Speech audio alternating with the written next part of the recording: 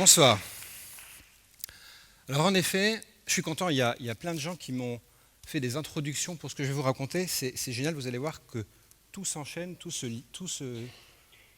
rejoint. Alors, quand j'étais petit, je faisais du mécano. Je passais des journées entières à jouer au mécano dans ma chambre, au point que j'étais persuadé que quand je serai grand, je serai ingénieur. Alors, il se trouve que je suis effectivement devenu ingénieur. Je ne sais pas si c'est un lien avec le mécano. Toujours est-il qu'aujourd'hui, je vois le monde, un peu comme quand j'étais petit, comme si c'était une machine, et que pour comprendre le monde, il suffirait de la décortiquer pour en comprendre tous les rouages. Alors, en regardant le monde avec mes yeux d'ingénieur, je me suis rendu compte d'un truc, c'est qu'il y a des bouts qui sont montés à l'envers. Alors j'ai trouvé quelques bugs, notamment dans la façon dont fonctionne l'économie. Premier bug que j'ai trouvé, c'est qu'il y a un truc qu'on appelle l'obsolescence programmée. Alors vous avez tous vécu ça, vous achetez une imprimante, quand elle tombe en rade, on vous explique que c'est bien plus intéressant d'en racheter une que de la faire réparer. Idem avec une machine à laver, idem avec énormément de choses. Et là, vous vous dites, c'est quand même du gâchis, c'est un problème de ressources également naturelles qu'on est en train d'épuiser à vitesse grand V, c'est un problème également à la fin de déchets, d'émissions de gaz à effet de serre, et on sait tous qu'à ce niveau-là, on est en train d'aller dans le mur. Donc c'est pas bon pour la planète, et c'est pas bon pour moi, parce que j'ai acheté une imprimante, il n'y a pas de raison qu'au bout de 2 ans et 2 mois, elle tombe en rade. Donc ça, c'est un bug dans l'économie. Il y a un autre bug, c'est le manque de standards. Alors vous arrivez chez un copain, la batterie de votre téléphone est à plat, t'as pas un chargeur Nokia? Bah non, moi je suis sur Samsung, donc voilà, c'est mort. Jusqu'à il n'y a pas longtemps, un téléphone égale un chargeur, impossible d'avoir un truc standard. Et du coup, il a fallu qu'une directive européenne impose aux entreprises, tellement elles n'avaient pas envie de le faire, impose un format de chargeur standard. Il y en a quand même une qui a triché, c'est la plus grande d'entre elles, qui a son format à elle.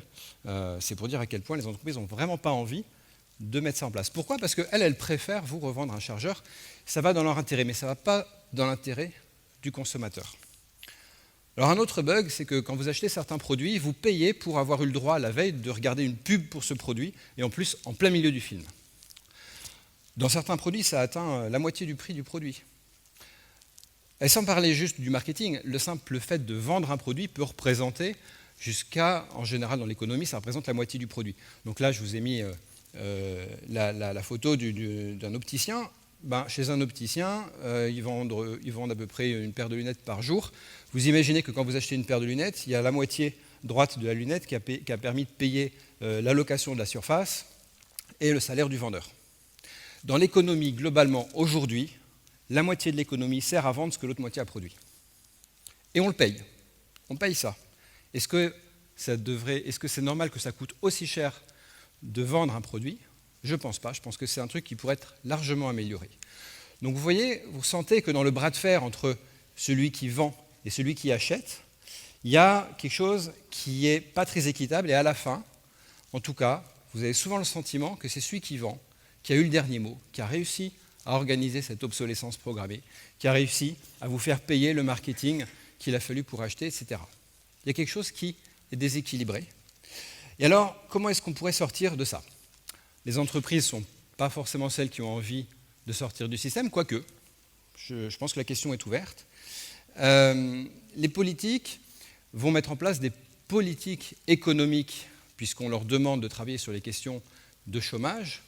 Et pour ça, ils vont regarder un indicateur, ils vont essayer de savoir si leurs politiques économiques ont des résultats qui fonctionnent. Alors, comment est-ce qu'on l'économie est en forme, si elle tourne bien? Bien, l'économie, c'est quoi? C'est quelqu'un qui vend un produit à un consommateur, et le consommateur, il paye ce produit avec des euros. Pour mesurer le service rendu par l'économie, il faudrait qu'on compte le nombre de cafetières, le nombre d'iPhone, le nombre de tubes de dentifrice, à chaque fois qu'ils sont vendus. Voilà. Donc, vu du consommateur, le service rendu par l'économie, c'est ça, c'est des iPhones, des cafetières, des tubes de dentifrice. Il faudrait qu'on les compte. Il y a un problème là, quand on fait ça, c'est que vous avez appris à l'école, on n'additionne pas des choux et des carottes, sauf pour faire un pot-au-feu, d'accord? Mais on n'additionne pas des choux et des carottes normalement, et on ne peut pas additionner des cafetières, des iPhones et des tubes de dentifrice, parce que il n'y a pas d'unité commune. Alors on a eu une idée, un truc beaucoup plus simple. On compte ici. On compte l'argent qu'il a fallu sortir de sa poche pour acheter tous ces objets. C'est vachement plus pratique. Ça, c'est le PIB.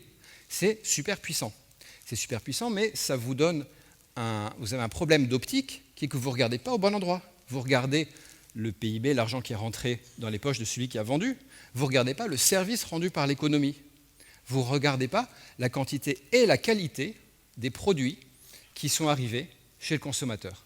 Et donc, d'entrée de jeu, vous avez un indicateur de succès de votre politique économique qui, à la base, va pas forcément vous faire aller dans le bon sens, parce que c'est pas parce qu'un produit, c'est pas parce que le volume d'argent qui rentre chez le fournisseur est important que le service rendu est important, et notamment la qualité. Alors maintenant, pour sortir de ce système, il y a un autre acteur qui devrait pouvoir changer la donne. Alors cet autre acteur, c'est vous et c'est moi, c'est nous, les consommateurs.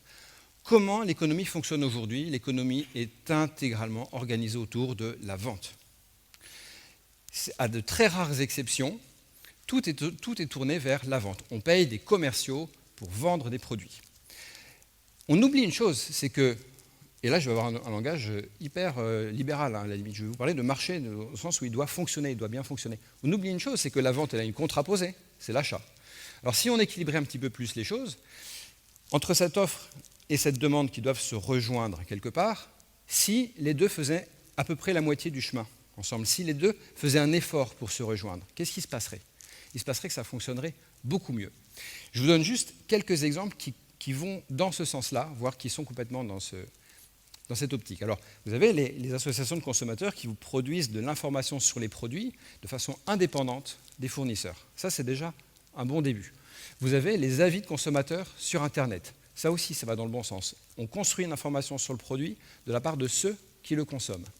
Après, vous avez les AMAP, ou la ruche qui dit oui, qui sont un système dans lequel des consommateurs se réunissent. Ils vont voir un producteur et lui disent « Écoute, on va t'acheter ta récolte parce qu'on a besoin de manger et de faire la cuisine. Et tu vas juste prendre tes légumes et les amener au local de distribution. Et le reste du temps, tu t'occupes de bien faire pousser tes légumes. Nous, on s'occupe de la distribution. Donc chacun son tour, on s'occupe de gérer les paniers. Et donc le circuit entre les deux, circuit court, est restreint au strict minimum. Donc les AMAP, ça va vraiment dans le bon sens. Dans une AMAP, l'économie fonctionne super bien.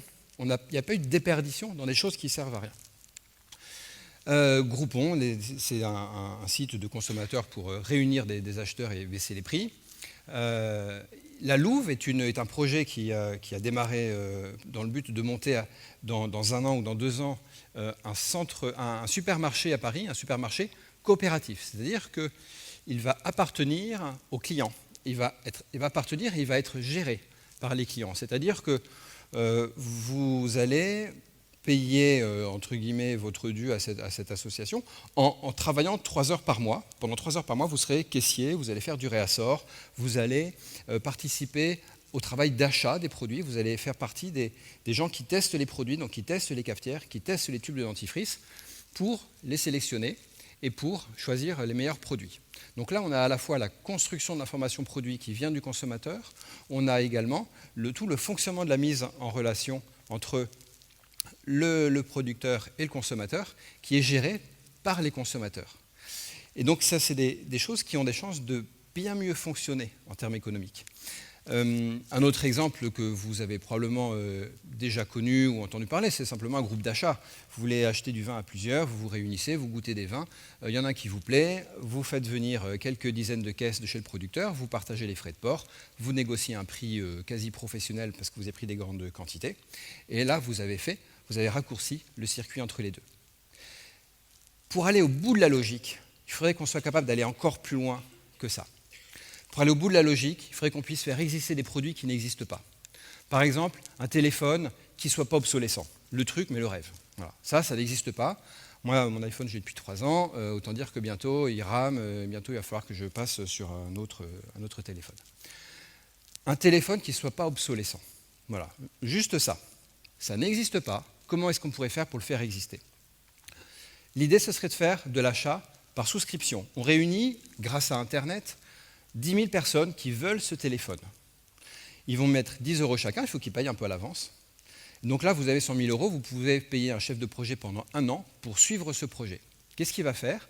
Il va affiner le cahier des charges avec les gens qui ont envie d'acheter ce téléphone. C'est un techos, le gars, il maîtrise le sujet, il vient du monde des téléphones.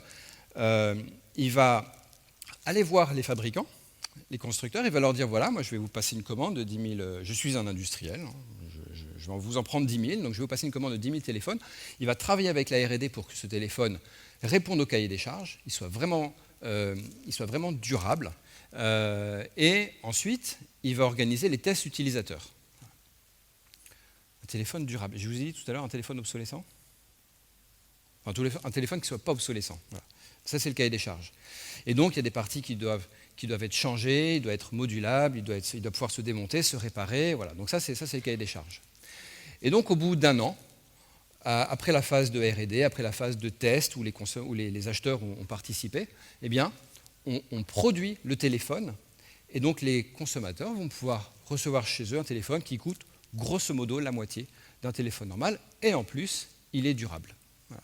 Donc ça, je pense qu'il faudrait aller jusque-là pour faire fonctionner l'économie dans le bon sens. Voilà. Et si on arrive à faire ça, on va optimiser le service rendu par l'économie, donc ce qui est ici en bas à gauche. Et j'ai aucune idée de ce que ça va donner sur le PIB. Peut-être qu'il va décroître, mais ce n'est pas la question, puisque le PIB n'est pas un bon indicateur. On va faire surtout des produits qui vont mieux marcher.